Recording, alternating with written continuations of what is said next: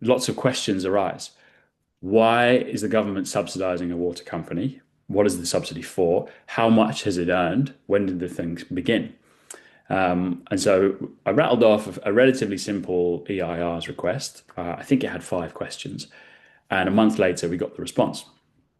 And the response showed that more than £450 million had been given to this water company, while at the same time it had regularly been prosecuted for dumping raw sewage into the rivers.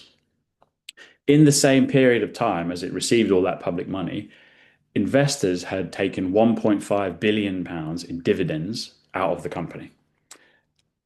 The subsidy, the ostensible reason for the subsidy was to help keep customers' bills down. But that didn't stand up to scrutiny in light of the fact that £1.5 billion was going out to shareholders in that same period of time. And as a result, it was a credible argument that the government was essentially just handing money straight to investors.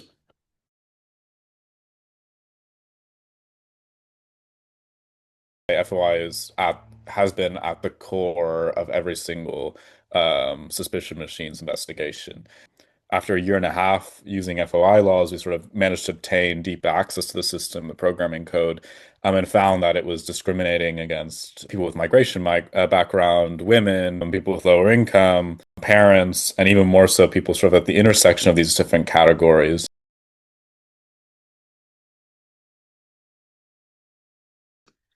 Yeah, I mean, I can't stress enough the importance of an empowered and independent oversight system, information commissioner or commission. It really it's the make or break. There's almost a kind of a bright blue line, between those countries which don't have that and those countries which do.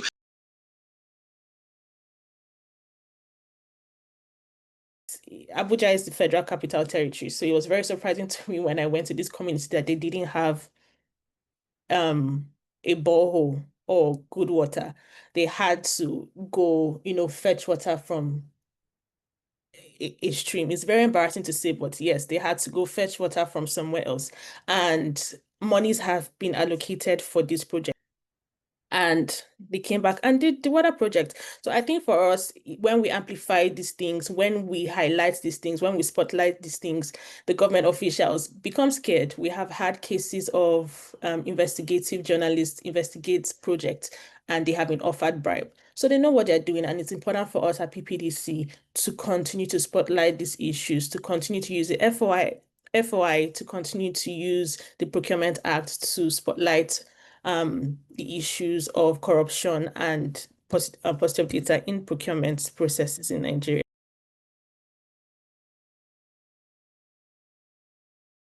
And he did 2 really simple FOIA requests. He asked the NHS how many denials of transportation for transplanting organs they received.